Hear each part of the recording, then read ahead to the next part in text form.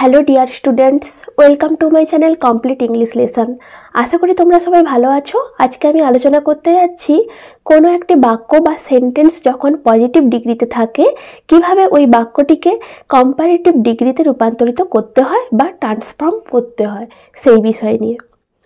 তবে তার আগে বলে দিই, আমি আমার আগের ভিডিওতে ডিগ্রি চেঞ্জ কাকে বলে, ডিগ্রি কত প্রকারের হয়, আর ডিগ্রি চেঞ্জের নিয়ম কি আছে এবং কোনো একটি ডিগ্রি ওয়ার্ড অর্থাৎ অ্যাডজেক্টিভ বা অ্যাডভার্ব ওয়ার্ডটি পজিটিভে থাকলে কি হবে, কম্পারেটিভে পরিবর্তন করলে কি হবে এবং সুপারলেটিভে পরিবর্তন করলে সেটি কি হবে, এসব নিয়ে আগের লেসনে আলোচনা করেছি।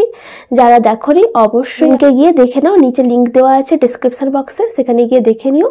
আর এবং এই চ্যানেলে যারা নতুন এসছো চ্যানেলটিকে সাবস্ক্রাইব করো, লেসনগুলিকে দেখতে থাকো এবং বন্ধুদের সঙ্গে প্রচুর পরিমাণে শেয়ার করো। পাশের বেল আইকনটি প্রেস করো আমার আগের এবং পরের লেসনগুলি পাওয়ার জন্য।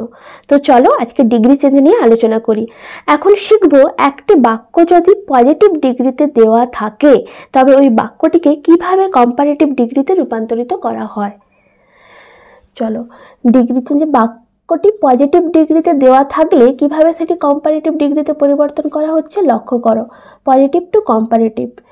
এবার দেখো পজিটিভে দিয়েছি আমি, দেখো অনেকগুলো উদাহরণের সাহায্যে বুঝিয়েছি, তোমরা লক্ষ্য করো। পজিটিভে দিয়েছি he is as cunning as a fox. তাহলে আমরা আগের লেসনে বলেই দিয়েছি, তোমরা সেটা গিয়ে দেখো তারপরে বুঝতে পারবে।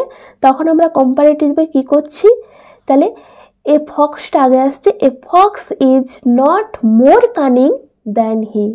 দেখো মোর যোগ করেছি আর দ্যান যোগ করেছি, তাহলে a fox is not more cunning than he. হ্যাঁ, ইজটাকে ব্র্যাকেটের মধ্যে রেখেছি, এটা তোমরা লিখতে পারো নাও লিখতে পারো। তারপরে দেখো আবার উদাহরণ দিচ্ছি, I am not as strong as a tiger. আমি ততটা শক্তিশালী নই যতটা বাঘ শক্তিশালী। বুঝতে পারলে? সেটাকে আমরা কম্পারেটিভে কি করছি, তাহলে চলো তাহলে কি করছি না, a tiger is not stronger than I. বোঝা গেল?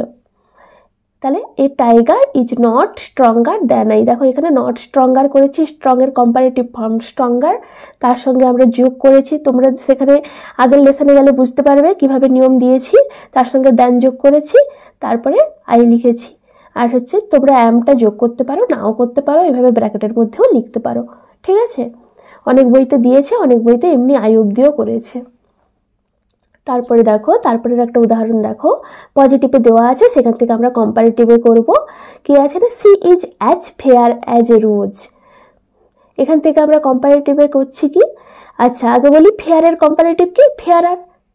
তাহলে আমরা এটা কম্পারেটিভে করলে কি করছি না, a rose is not fairer than she is.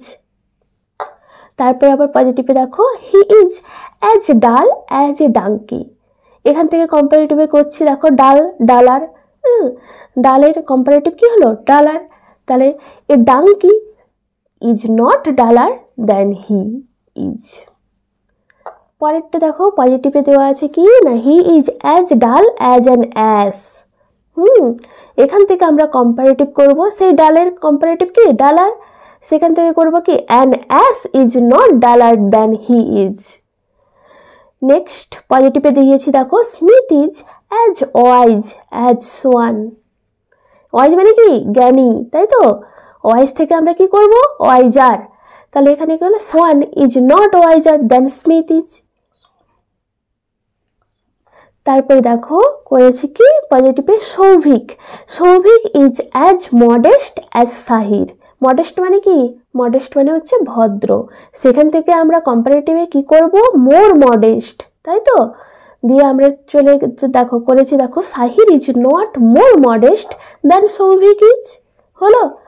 তারপরে Prabin is as fat as Jatin. এখান থেকে ফ্যাটের হচ্ছে কি কম্পারেটিভ ফর্ম ফ্যাটার। এগুলো আমি ডিগ্রি ওয়ার্ডের যে লেসন মানে দিয়েছি আগের লেসনটায়, সেখানে দেওয়া আছে, তোমরা সেখান থেকে পড়ে নিও, দিলে তোমাদের সুবিধা হবে বুঝতে, তাই তো? এবার চলো এটাকে কম্পারেটিভ করেছি আমি, Jatin is not fatter than Prabin is. এখানে দেখো টেন্স এবং সেন্সের কোনো কিছু কিন্তু পরিবর্তন হচ্ছে না, সবসময় টেন্স এবং সেন্স একই থাকবে। এটাই হচ্ছে ডিগ্রি চেঞ্জের মেন নিয়ম। তারপরে দেখো পজিটিভে আছে, you are as clever as him. এটাকে যখন কম্পারেটিভে করব তাহলে ক্লেভার, ক্লেভারের কম্পারেটিভ কি? ক্লেভারার। তাহলে he is not cleverer than you are. হলো? আরও কিছু উদাহরণ দিয়ে তোমাদের বোঝাচ্ছি। দেখো, প্ল্যাটিনাম ইজ পজিটিভ ডিগ্রিতে আছে। আচ্ছা, পজিটিভ ডিগ্রি বুঝবো কি করে? না, বাক্যের মধ্যে অ্যাজ কথাটা থাকবে বাক্যের মধ্যে।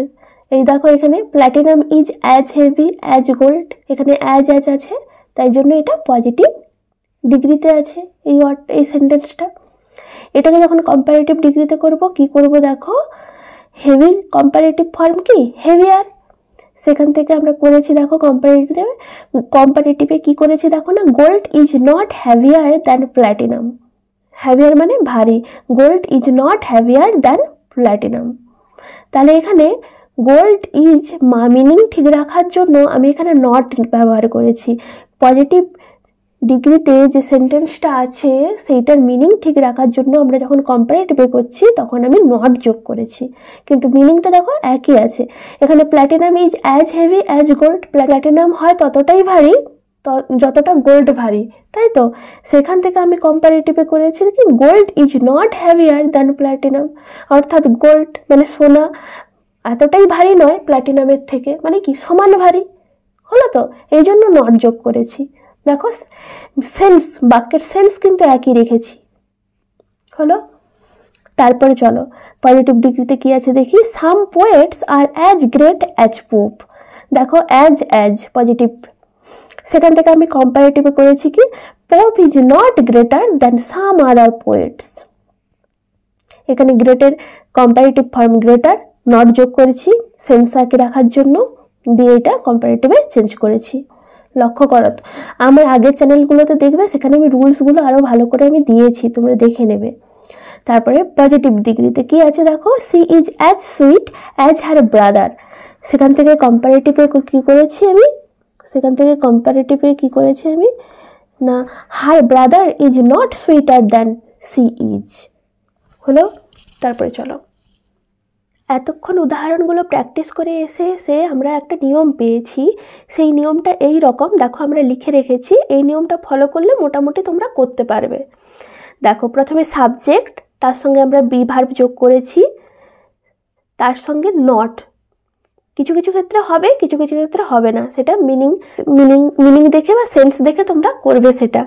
তার সঙ্গে কম্পারেটিভ ওয়ার্ড অর্থাৎ কম্পারেটিভ ফর্ম, পজিটিভ যেখানে এখানে সুইট দিয়েছি তার কম্পারেটিভ ফর্ম সুইটার করেছি না, সেই রকমই কম্পারেটিভ ফর্ম দেবে, তার সঙ্গে দ্যান যোগ করবে, তারপরে সাবজেক্ট যেটা থাকবে সেটা করবে, যার সঙ্গে তুলনা করা হচ্ছে সেটাই বসবে সাবজেক্ট হিসাবে, তাই তো? দেখো, এখানে সির সঙ্গে তুলনা করা হয়েছে, এই জন্য সি বসেছে সাবজেক্ট, তোমরা তাই সাবজেক্ট বসাবে। তারপরেও যদি কিছু থাকে সেটা আদার্স, হ্যাঁ, সেটা তোমরা এমনি বসিয়ে দেবে। তাহলে কি হলো, সাবজেক্ট যুক্ত বি ভার্ব, নট থাকলে মিনিং অনুসারে নট যদি বসানোর দরকার পড়ে তাহলে নট বসাবে, তারপরে কম্পারেটিভ ফর্ম বসাবে, তারপরে দেন, তারপরে সাবজেক্ট, তারপরে আদার্স। হলো? আশা করি তোমরা সবাই বুঝতে পেরেছো। আজ এ পর্যন্তই। আর নেক্সট ভিডিওটা বা নেক্সট ক্লাসে আমি তোমাকে পজিটিভ ডিগ্রির আরও অনেক উদাহরণ দিয়ে তোমাদেরকে বোঝাবো। এটা হচ্ছে জেনারেল রুলসের উপর আমি অনেকগুলো উদাহরণ দিয়ে বুঝিয়েছি, এরপরে আরও কিছু উদাহরণ দিয়েও বোঝাবো। Please subscribe my channel, like this video and share your friends। আজকে এইটুকুই, ব্যাস।